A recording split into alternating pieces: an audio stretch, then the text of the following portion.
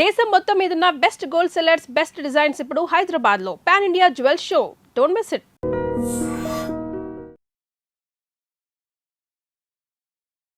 I dream చూస్తున్న ప్రేక్షకులందరికీ నమస్కారం. ఈరోజు మనతో పాటు ప్రముఖ ఆధ్యాత్మికవేత్త, జ్యోతిష్య పండితులు, ఇంటర్నేషనల్ అవార్డు గ్రహీత, శ్రీ విద్యా ఉపాసకులు డాక్టర్ బమిడి సుదర్శన్ శర్మ గారు మనతో పాటు ఉన్నారు. గురుగారితో మాట్లాడదాం. నమస్కారం గురుగారు. నమస్కారం తల్లి. గురుగారు, జూన్ 13, 27 తారీఖున శని త్రయోదశి. ఈ రోజున ఎంతో పవిత్రమైన రోజుగా భావిస్తారు. మరి ఈ రోజున అలాగే అర్ధాష్టమ శని, అష్టమ శని ఉన్నవారు, అంటే ఈ బాధలు అనుభవిస్తున్నవారు ఈ రోజున ఎటువంటి పూజలు చేయాలి, దానాలు జపాలు ఎటువంటివి చేసుకోవాలనేది మా ప్రేక్షకులకు వివరిస్తారా? మంచి ప్రశ్న వేసావమ్మా. ఈ విషయం గురించి కాస్త మాట్లాడుకోబోయే ముందు ఆధ్యాత్మికంగా దైవ ప్రార్థన చేసుకుని విషయంలోకి వెళ్దాం. వందే వానర నారసింహ ఖగరాట్ క్రోడాశ్వవక్త్రాంచితం నానాలంకరణం త్రిపంచనయనం దేదీభ్యమానం రుచ హస్తాబ్జైరసికేడ పుస్తక సుధాకుంభాం కుశాద్రీం హలం ఖట్వాంగం ఫణిభూరుహం దశభుజం సర్వారి గర్వాపహం బుద్ధిబలం యశోధైర్యం నిర్భయత్వమరోగత అజాడ్యం వాక్పటత్వం చ హనుమత్స్మరణాత్ భవేత్. శ్రీ మహాగణాధిపతే నమః. శ్రీ దత్తాత్రేయ సద్గురుభ్యో నమో నమః. అస్మత్పితు శ్రీ భమిడి వెంకట సుబ్రహ్మణ్య శర్మ పాదారవిందాభ్యో నమో నమః. అమ్మ, ప్రధానంగా మనకి జూన్ మాసంలో జూన్ 13వ తేదీన, అదేవిధంగా జూన్ 27వ తేదీన మనకి శని త్రయోదశి వస్తున్నది. అయితే ఈ మనకి ప్రధానంగా ఏంటంటారంటే జూన్ 13 మామూలుగా శని త్రయోదశి వస్తున్నది. అది కాకుండా జూన్ 27వ తేదీన చాలా విశేషంగా కూడా వస్తున్నది. జూన్ 27 ఎందుకు విశేషం గురుగారు అంటే, జూన్ 27వ తేదీన ఆ రోజు అనురాధ నక్షత్రం కూడా వస్తున్నది. అనురాధ నక్షత్రం శనేశ్వరుడికి సంబంధించినటువంటి నక్షత్రం కాబట్టి ఆ రోజు ఇంకా చాలా విశేషంగా ఫలితం అనేది ఉంటుంది.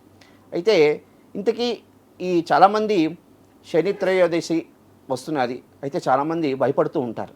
అమ్మో శని, అంతవరకు కూడా ఒక రకంగా వెళ్తున్న వాళ్ళు ఏలినాటి శని, అర్ధాష్టమ శని, ఈ అష్టమ శని వచ్చేవాళ్ళు అయ్యి బాబాయ్ ఇంకా జీవితం అయిపోయింది, అమ్మ బాబాయ్ శని వచ్చాడు ఇంకా మా జీవితాలు అయిపోయాయి అని అంటూ ఉంటారు.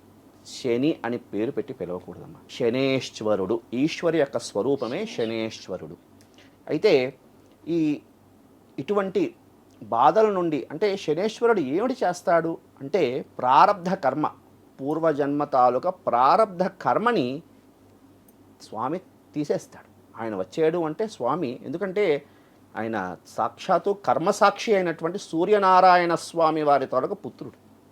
కాబట్టి అటువంటి స్వామి ఏం చేస్తాడయ్యా అంటే కర్మ నివారణ చేస్తాడు. ప్రారబ్ధ కర్మ, సంచిత ప్రారబ్ధ కర్మ నివారణ చేసి మనిషి ఈ యొక్క జీవనంలో, ఈ యొక్క ప్రపంచంలో ఎలా నిలబడాలి, ఎలాంటి కష్టం ఎలాగ వచ్చినా సరే మనిషి ఎలా నిలబడాలి అనే విషయాన్ని ఆయన మనిషిని ఆటుతేటుగా ఆయన తీరుస్తాడనమాట, తీర్చిదిద్దుతాడు ఆయన. అంటే ఆటుకి పోటుకి, కష్టానికి సుఖానికి మనిషి ఎలా నిలబడాలి అని చెప్పినటువంటి ఏకైక గ్రహం శనేశ్వరుడు. కాబట్టి మనం చాలా వరకు భయపడుతూ ఉంటాం. అయితే ఇందులో కూడా ఒక విషయం చెప్తానమ్మా.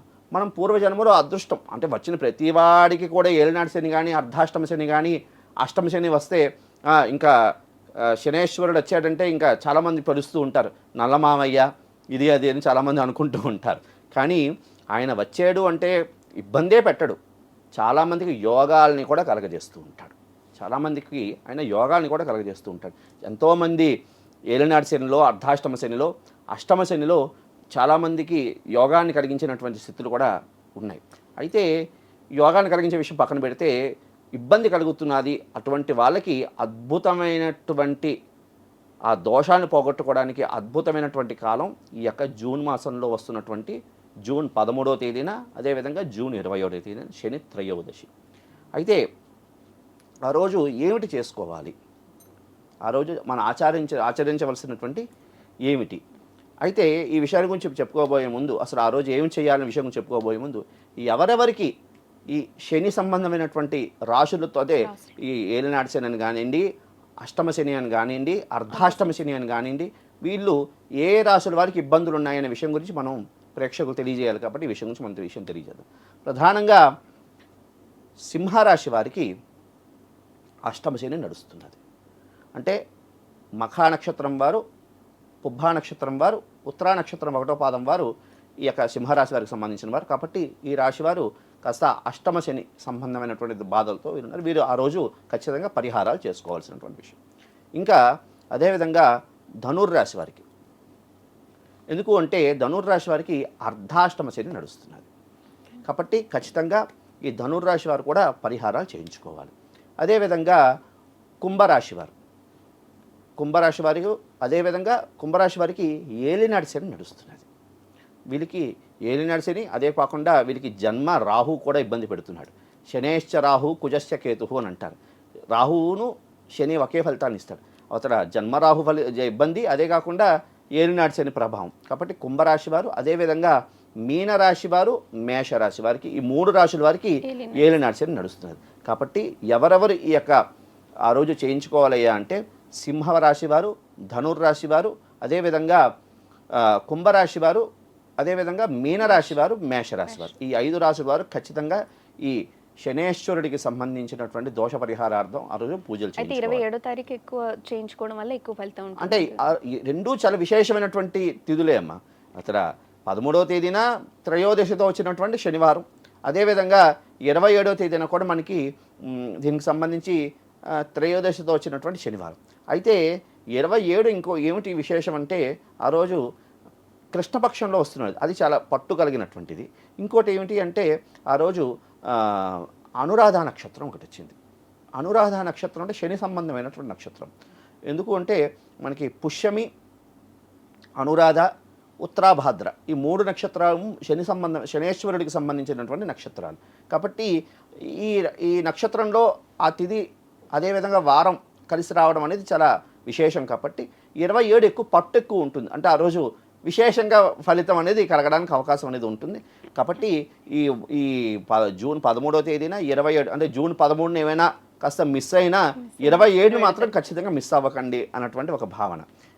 ఇది అయితే 5 రాశుల వాళ్ళు ఈ రాశి వాళ్ళు చేయించుకోవాల్సిన విషయం. అది కాకుండా జాతకంలో కాస్త శనీశ్వరుడికి సంబంధించినటువంటి శని మహాదశలు నడుస్తున్న వాళ్ళు కూడా ఈరోజు చేయించుకోవడం ద్వారా ఉత్తమమైన ఫలితాలు కలుగుతుంది. అయితే ఆ రోజు ఏమిటి చేసుకోవాలి గురువుగారు అంటే ప్రధానంగా ఆ రోజు వెళ్ళి శనివారం నాడే వెళ్ళి అంగట్లోకి వెళ్ళి వస్తువులు ముందు రోజు కొనుక్కోవాలి. అంటే శుక్రవారం నాడు ముందుగా కావాల్సినటువంటి ద్రవ్యాలు తెచ్చుకోవాలి. ఏమిటి ద్రవ్యాలు తెచ్చుకోవాలి అంటే నల్లటి వస్త్రం, అదేవిధంగా నల్ల నువ్వులు, నువ్వుల నూనె, అదేవిధంగా పత్తి గింజలు అంటారమ్మ. పత్తి అంటే మనం దేవుడికి తీస్తుంటాం కదా, పత్తి గింజలు, అదేవిధంగా తుప్పు పట్టినటువంటి మేకు. తుప్పు పట్టినటువంటి మేకు మన ఇంటి నుంచి తీసుకురావడం చాలా ఉత్తమం. గురుగారు మా ఇంట్లో తుప్పు పట్టిన మేకు లేదని చెప్పి పిక్కుండాల్సిన అవసరం లేదు. అంగట్లో కాస్త మేకు ఇనుము సంబంధమైనటువంటి వస్తువు అది కూడా తీసుకుని వెళ్ళి అది కూడా కొనుక్కొని ఇవన్నీ తీసుకుని వెళ్తూ తోటకూర, ఇది 2 రకాలుగా అంటే 2 భాగాలుగా తీసుకువెళ్ళాలమ్మా. ఇదొక సెట్టు అదొక సెట్టు, 2 భాగాలుగా తీసుకుని వెళ్ళాలి. అంటే తోటకూర వరకు ప్రత్యేకంగా తీసుకోవాలి. తోటకూర వరకు తీసుకుని వెళ్ళి ఇవి అంటే ఒకటి స్వామివారికి సంబంధించినటువంటి అర్చన క్రమానికి ఉపకరించడానికి, అదేవిధంగా ఇంకొక సెట్ ఇదే ద్రవ్యాన్ని బ్రాహ్మణుడు అయ్యగారికి సమర్పణ చేయడానికి, దానం ఇవ్వడానికి. ఈ విధంగా 2 రకాల సెట్లు, 2 సెట్లలో ఇవే ద్రవ్యాలు ఉండాలి. ఇవే ద్రవ్యాలు నల్లటి వస్త్రము, నువ్వుల నూనె, అదేవిధంగా అవకాశం ఉంటే లవణం అంటే ఉప్పు, అదేవిధంగా తుప్పు పట్టిన మేకు, అదేవిధంగా ఇవి దాని ఉంటారు పత్తి గింజలు. ఇవి తీసుకుని వెళ్ళి 2 సెట్లుగా తీసుకువెళ్ళాలి. తోటకూర ఇవి తీసుకుని వెళ్ళి కొబ్బరికాయ తల్లి, పాల ప్యాకెట్ తీసుకెళ్ళకూడదు, కొబ్బరికాయ తీసుకుని వెళ్ళడం. కాస్త ఆ రోజు స్వామివారికి చక్కగా ఉపచారాలు వీలైతే దొరికితే శంఖ పుష్పాలు తీసుకెళ్ళడం ఉత్తమం. నీలం రంగులో దొరికినటువంటి పుష్పాలు, లేదంటే ఇప్పుడు మనకి అంగట్లో చామంతులు కూడా దొరుకుతున్నాయి, నీలపు రంగులో చామంతులు కూడా దొరుకుతున్నాయి, అవైనా తీసుకుని వెళ్ళచ్చు చక్కగా. వీటి కోసం తాపత్రయం పడి పక్క వాడింట్లో వీడింట్లో వాడింట్లో కోసుకోవాల్సిన అవసరం లేదు. కాబట్టి అవకాశం లేకపోతే చక్కగా అంగట్లో వెళ్తే మార్కెట్లో వెళ్తే మనకి నీలపు వర్ణమైనటువంటి చామంతి పూలు దొరుకుతాయి. చక్కగా వాటిని తీసుకుని వెళ్ళి చక్కగా స్వామివారికి అభిషేకం చేయించుకోవడం ఉత్తమం. అయితే దీంట్లో ఒక మంచి సూచన ఏమిటయ్యా అంటే అభిషేకం చేయించుకునేటప్పుడు చేతికి సంబంధించి బంగార ఉంగరాలు పెట్టుకోకుండా అభిషేకం చేయించుకోవడం ఉత్తమం. ఎందుకంటే మా గురువులు చెప్పినటువంటి, ఇది శాస్త్ర ప్రమాణంలో లేదు కానీ మా గురువులు చెప్పినటువంటి విషయం, ఏదో గురువాక్య ప్రమాణం కదమ్మా. ఉంగరం అంటే బంగారం ఉంగరం అనేది వారు అభిషేకం ఎవరు చేయించుకుంటున్నారో వాళ్ళ చేతికి బంగారం ఉంగరం అనేది ధరించి చేయకూడదు. ఎందుకంటే శనేశ్వరుడు ఏమిటి కారకుడు? వైరాగ్య ప్రదాత. ఆయన ఈ ఉంగరాలు అని ధరించి చేయకూడదు మా గురువులు చెప్పినటువంటి ప్రమాణం. ఎందుకంటే పెద్దవాళ్ళ మాట చెద్దన్నం మూట అంటారు. మా గురువులు చెప్పినటువంటి విషయం కాబట్టి అది తెలియజేస్తున్నాను. కాబట్టి ఆ విధంగా అభిషేకం చేయించుకుని చక్కగా నల్లబొత్తితో దీపారాధన చేసి స్వామివారికి చక్కగా అభిషేకం చేయించుకున్నాక అక్కడ కాలు చేతులు కడుక్కుని చక్కగా అయ్యగారికి కూడా ఈ ద్రవ్యాలన్నీ కూడా ఆయనకి దానం ఇచ్చేసి సంభవిత ద్రవ్యయి సంభవిత పదార్థం ఆయనకి కూడా దక్షిణ భాగం అంతా ఇచ్చేసి అయిపోయిన తదుపరి చక్కగా కాలు చేతులు కడిగేసుకుని ఇంకొకసారి కాలు చేతులు కళ్ళు మెయిన్ ప్రధానంగా నేత్రాలు కడుక్కోవాలి. కడుక్కుని చక్కగా ఆంజనేయ స్వామి వారి యొక్క దేవాలయానికి వెళ్ళాలి. వెళ్ళి అక్కడ స్వామివారికి సింధూర లేపనం చేయడం ద్వారా ఉత్తమమైనటువంటి ఫలితాలు కలుగుతాయమ్మా. చక్కగా ఆంజనేయ స్వామివారి దగ్గరికి వెళ్ళి సింధూర లేపనం, ఎందుకంటే స్వామివారికి సింధూరం లేపనం చేయడం ద్వారా మనకి శనేశ్వరుడికి కూడా వరం ఇచ్చాడు కదా స్వామి. ఎవరు నాకు శనివారం నాడు సింధూర లేపనం చేస్తారో వారికి శని సంబంధమైనటువంటి దోషాల నుండి కూడా విముక్తిని ఇస్తాను అని స్వామి వరం కూడా ఇచ్చాడు. కాబట్టి చక్కగా ఆంజనేయ స్వామి దేవాలయానికి వెళ్ళి అక్కడ సింధూర లేపనం చేయించడం ద్వారా ఉత్తమమైనటువంటి ఫలితాలు కలగడానికి అవకాశం ఉంటుంది.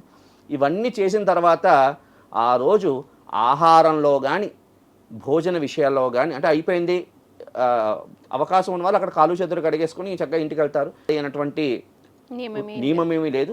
ఒకవేళ మనసులో భావన కలిగి స్నానం చేయాలి అనుకుంటే చక్కగా స్నానం చేసేసుకోవచ్చు, దానివల్ల ఇబ్బంది ఏంటూ లేదు. అంటే ఇవన్నీ దానం ఇచ్చిన తర్వాత ఖచ్చితంగా స్నానం చేయాలి అనేటువంటిది కాలు చేతులు చక్కగా కడిగేసుకోవచ్చు, సరిపడుతుంది.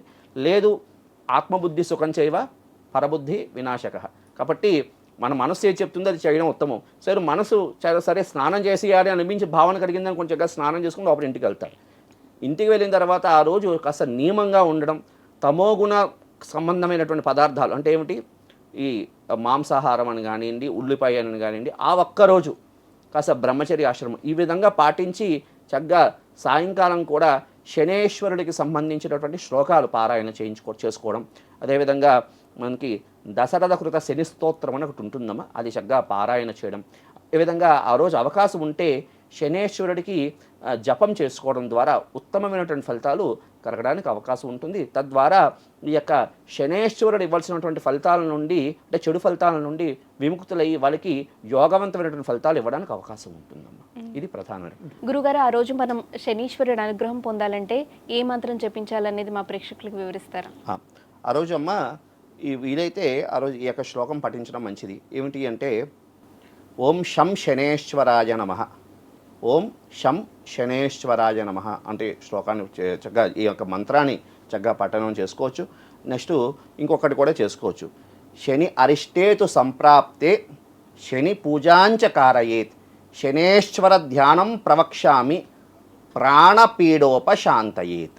మరొక్కసారి శనేశ్వర అరిష్టేతు సంప్రాప్తే శనేశ్వర పూజాంచ కారయేత్ శనేశ్వర ధ్యానం ప్రవక్ష్యామి ప్రాణపీడోపశాంతయేత్. ఇది కష్టంగా అనిపిస్తే ఇంకొక శ్లోకం కూడా మనం పారాయణ చేసుకోవచ్చమ్మా. ఏమిటి అంటే శనేశ్వరాయ విద్మహే సూర్యపుత్రాయ ధీమహి తన్నో శనేశ్వర ప్రచోదయాత్ అంటూ ఈ యొక్క శ్లోకాలని ఈ యొక్క మంత్రాలను కూడా చక్కగా పఠించడం ద్వారా ఆ స్వామి యొక్క కృపకు మనం పాత్రులు అవుతాం. తద్వారా మనకి మంచి యోగాలు కలగడానికి అవకాశం ఉంటుంది తల్లి. ప్రధానంగా ఇంకొక విషయం ఏంటయ్యా అంటే ఈ శనేశ్వరుడికి సంబంధించినటువంటి అధిష్టాన దేవుడు కాలభైరవుడు. శనేశ్వరుడు కాలభైరవ ఉపాసకుడు. కాబట్టి ఆ రోజు అవకాశం ఉన్నవాళ్ళు మమ శనేశ్వర సంబంధ దోష పరిహారార్థం మమ శీఘ్రకాలే శని అనుగ్రహ సిద్ధ్యర్థం అవకాశం వల్ల ఈ విధంగా చెప్పుకోండి. లేదు నాకు శనేశ్వరుడు సంబంధించిన దోషాలు పోవాలి, నాకు కార్యసిద్ధి కలగాలి అని మనసులో అనుకుంటూ చక్కగా కాలభైరవాష్టకాన్ని పఠించడం ద్వారా ఉత్తమమైనటువంటి ఫలితాలు కలగడానికి అవకాశం ఉంటుంది. తద్వారా ఈ యొక్క శనేశ్వరుడు ఇవ్వాల్సినటువంటి ఫలితాల నుండి అంటే చెడు ఫలితాల నుండి విముక్తులయ్యి వాళ్ళకి యోగవంతమైనటువంటి ఫలితాలు ఇవ్వడానికి అవకాశం ఉంటుందమ్మా. ఇది ప్రధాన. శని అనుగ్రహం పొందాలంటే మనం ఎటువంటి నియమాలు పాటించాలనేది చక్కగా వివరించారు. ధన్యవాదాలు గురుగారు. శుభమస్తు తల్లి.